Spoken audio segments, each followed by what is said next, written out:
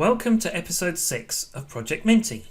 For those of you that don't know, I'm building a 1971 VW camper with a 3 litre flat 6 Subaru engine.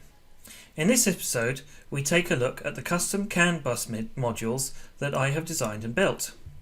We'll be looking at what CAN bus is, why it's advantageous to use it, and a little bit about how it works.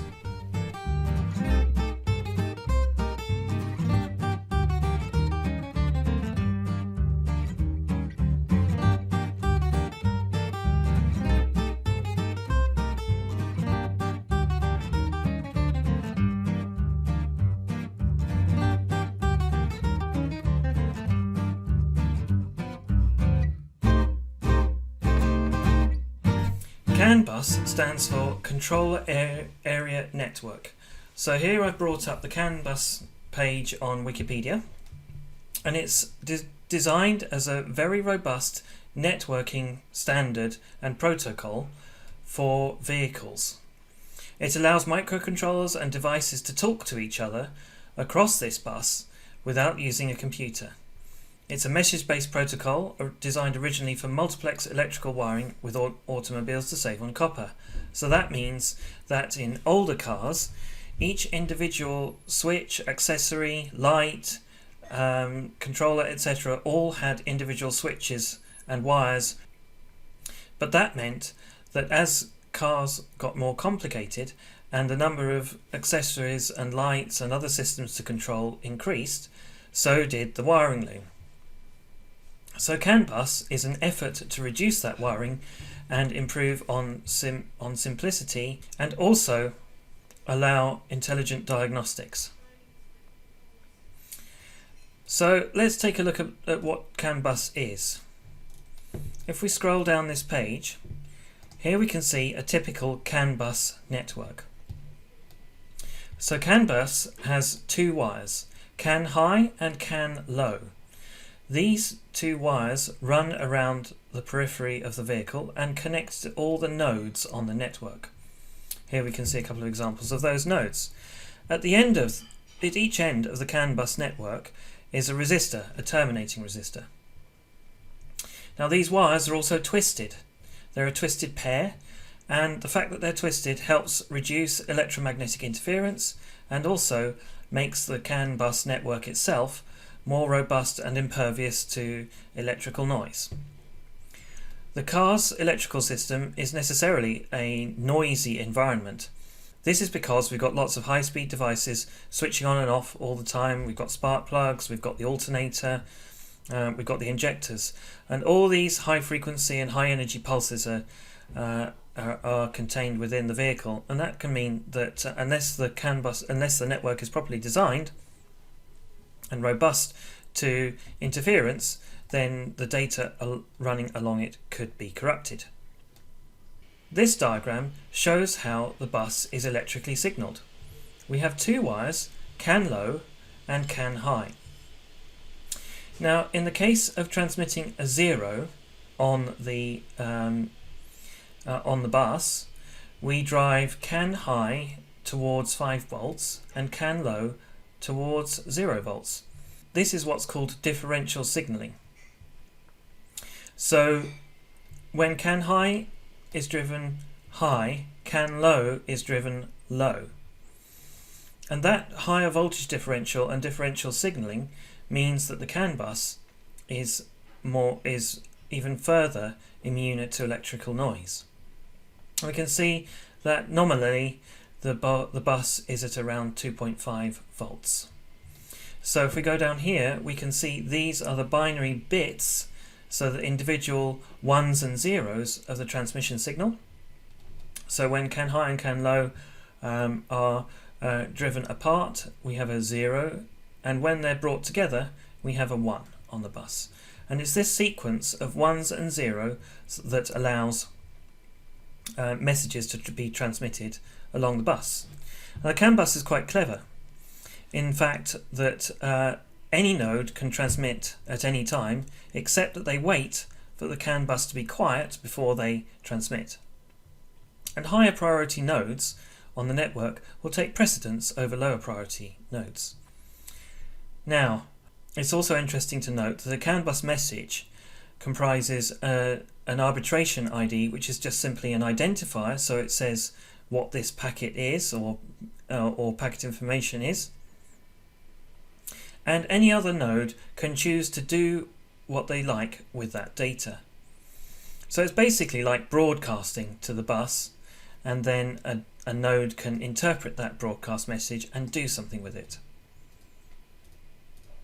There are all sorts of different flavors of CAN bus, but I'm not really going to go into that in this introductory video. Suffice to say, if you want to learn more about CAN bus, obviously look up this CAN bus article on Wikipedia. So, why do I want to use CAN bus for Project Minty? Well, I dismantled the wiring loom from my donor Subaru, and I noticed that some parts of it were CAN bus, but other parts were not. The ECU was signalling, so the engine control module was signalling to the ABS unit and vice versa via CAN bus, and there was also a separate bus, CAN bus, to transmit data to the instrument panel. However, the rest of the car was traditional wiring, so all the lights and switches and things just used individual wires. Now I thought, why not move the whole vehicle towards CAN bus and design my own CAN bus modules and build them for controlling things like lights and if I ever get round to fitting them, electric windows and central locking and all those kind of things. I've still not yet decided. But wouldn't it be cool if I could use CAN bus to control all those things and get advanced diagnostics back from them? It means that the wiring is going to be significantly less complicated, and all the devices can report back advanced diagnostics, like if a light bulb fails or if there's a short circuit somewhere in the wiring loom. So how did I do that? I decided to use the Teensy microcontroller as the basis for the CAN bus modules. Now the Teensy is a bit like an Arduino, except on steroids. It's a lot more powerful and a lot more flexible. Whenever I've developed anything using the Arduino, I've found that I've very quickly run out of memory on it and been somewhat hampered by that. The Teensy is far more powerful with, I think this one has 256k of RAM rather than the base Arduino's 2k. Of course you can get more powerful Arduinos, but the Teensy also has the advantage that it has a CAN bus controller on board, whereas if I was using an Arduino, then I would have to have a CAN bus controller and a CAN bus transceiver IC. So I took this Teensy schematic and implemented it in an open source schematic and PCB designer software called KiCad. So here is my implementation of a Teensy, a custom Teensy, on and a CAN bus controller and a robust power supply. Now this chip here is the programmer chip, so it's an ARM Cortex M4, and then here is the main processor chip. Now you notice it's got all these lines coming in and out of it.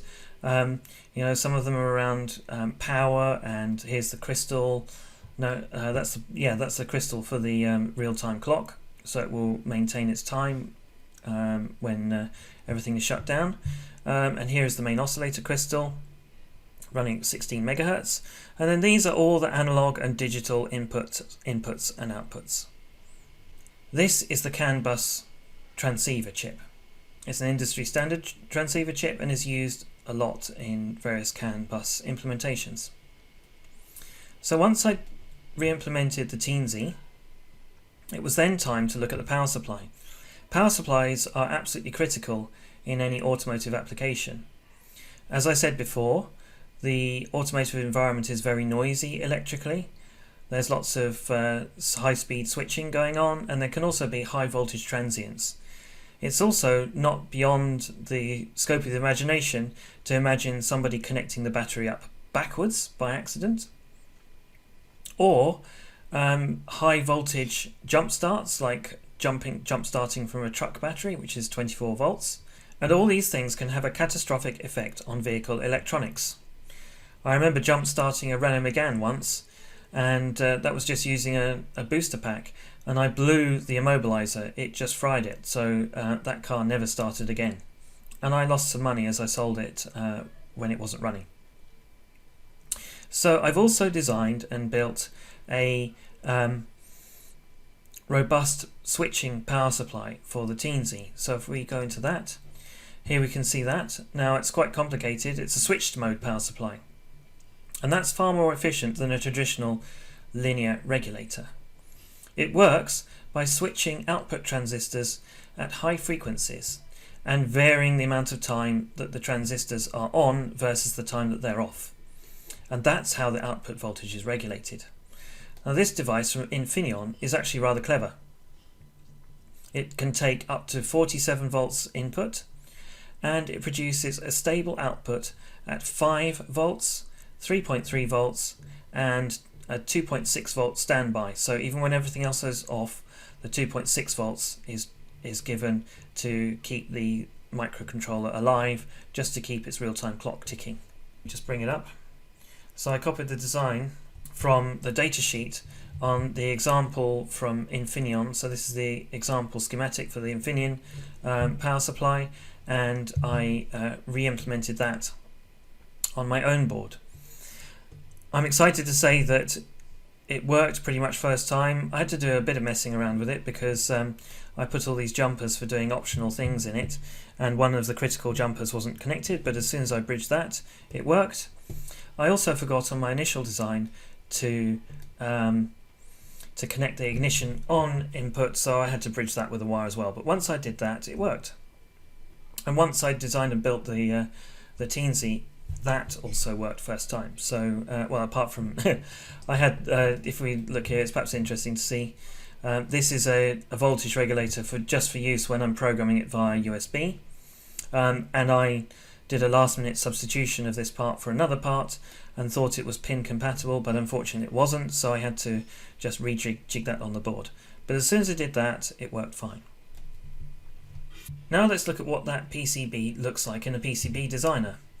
It looks quite complicated, but actually it's not too bad. KiCad does connect all the wires and show you where all the wires should be connected, and then it's up to you as the PCB designer to lay out the components and connect all the different pads together. And you can easily see what's been left unconnected, or if you've made any mistakes like routing tracks too close together, or putting these wires which transmit the signals from one side of the board to the other are too close together, or there's other such issues. I've already built a Teensy for some of my other projects, so I wasn't too phased by designing and building my own. This section of the board up here is all for the Teensy. And starting over here, oops, I don't want to do that, that drags everything around. Quickly undo that. This section here is the output transistor for the switch mode power supply, and then this portion of the board here is the rest of the power circuit with this very clever Infineon chip right at its center. It's also interesting to note that I put wires from one side of the board to the other. Those are for heat dissipation from the chip, but I found actually in practice that wasn't necessary, and I did find it very difficult to solder because these wires conduct all the soldering heat away from the chip, so it's very difficult to get the chip hot enough to even solder it. I really like this feature of KiCad. When I do 3D Viewer, I can actually get a preview of what the board looks like, and it's quite a nice way of spotting if there's any glaring errors or something doesn't look right. So that's a 3D view of the board. Now what I've come up with is a scheme of a base controller board and then customized power boards that plug into this. A bit like the Raspberry Pi or the Arduino, where you can have the main microcontroller board and then you can plug in shields to do various things. Except all my shields will be power controllers and the like. So let's take a look at one of those controller boards that I've built. So this is the design of my first power controller board. It's designed as a lighting shield, and it's specifically targeted towards high power lighting, like halogen headlamps and the like. Yes, of course, people are moving to LED headlamps at the moment, but strictly speaking, it's not legal to have LED headlamps on a car that wasn't originally designed for them. So in this case, each one of these chips here can sync 65 watts through 2 channels simultaneously, and another 25 or something, I can't remember exactly, but they can sync large amounts of power through each of these chips. Really clever devices. They can give current feedback, so you can tell how much current is being drawn by the output, and that means that fuses are not necessary. The chip can detect short circuits, and it can also detect open circuits. So that means that we can use CAN bus to signal back to the dashboard whether there's a problem with the lighting circuit in any way, and identify exactly which bulb or accessory has failed. So I'm beginning to become a huge fan of these Infineon products, and actually implementing this was pretty straightforward. When it came to the PCB editor, things started to get a little bit more hairy. Let me open this and give you a look at it. It was actually quite difficult to design because there are all sorts of considerations you need to take into mind. So in here, these are the chips. Again, you see I've got these vias for conducting heat from one side of the board to the other, and there's lots of crisscrossing wires here where things go to different parts of the board, and there really was very limited space in order to be able to give enough space on the PCB for heat dissipation. These chips actually use the PCB itself as a heatsink. I'm hoping, I've looked at the datasheet and I've tried to replicate what the datasheet for these ICs recommends, at least the best I can, but in order to give enough PCB area and exposed copper to be able to sink all the current, all the heat away. So if you look at this side of the board, there's actually quite a large area of, relatively speaking anyway, of exposed copper. That's in order to radiate the heat more effectively than if we've got this green stuff, the solder mask, over the top of it. But I'm really hoping that I've designed it to sufficiently dissipate the heat. So if that doesn't happen, I'll obviously be testing it with the maximum expected current. And if I struggle with that and the chips get too hot and end up shutting down, they will. By the way, they will shut down if they experience overheating. They will shut down to protect themselves. But I'm hoping that I've given sufficient board area to dissipate all that heat. If push comes to shove, I could probably use heat conductive epoxy and glue a heatsink or something like that to the board, but I really hope that I don't have to do that in the interests of a clean design. You'll also notice that I have specified an automotive connector here. That connector is actually waterproof, so at some stage I'll obviously have to build a box or get one 3D printed or something like that to house this, and to keep the modules inside dry. So yeah, that's yet to be designed. We've got up here, we've got a 12 volt high current input. Here is a jumper to set the termination resistor on the CAN bus if we should want to. And then this has all the inputs and outputs. It's actually got 8 separate outputs of varying current carrying capacities. This board can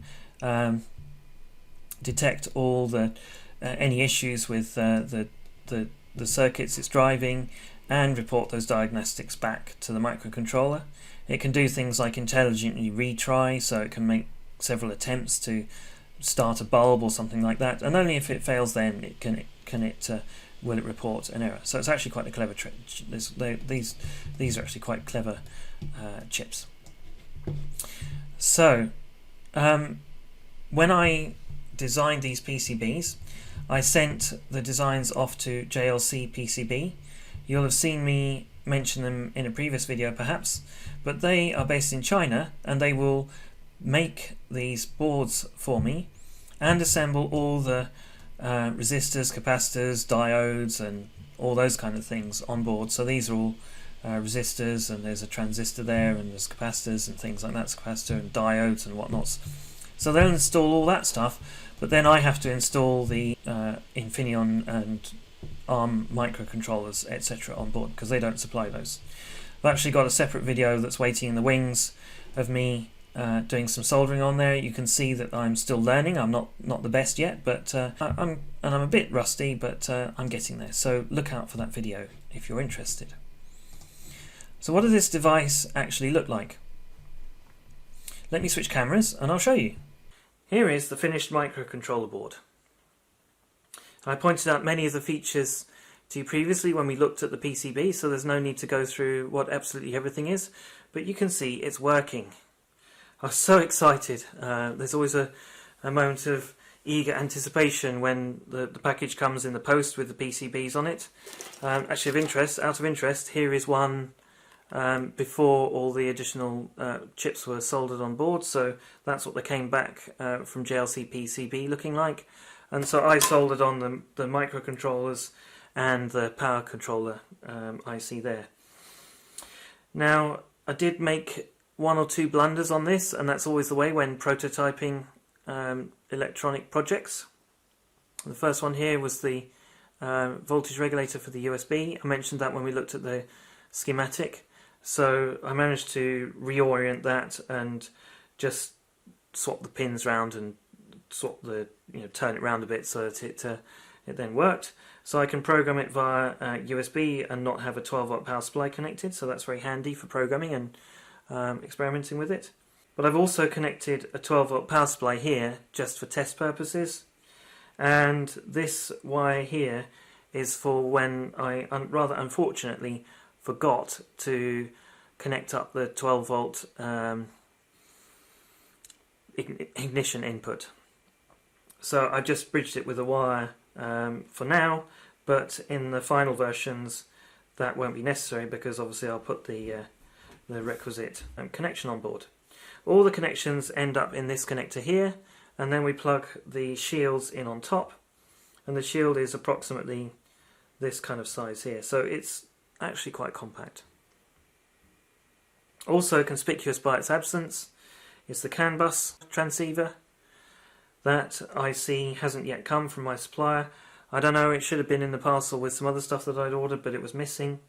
So hopefully it'll turn up, or I'll have to chase it up or make another order. That's a bit unfortunate, so I can't fully test it.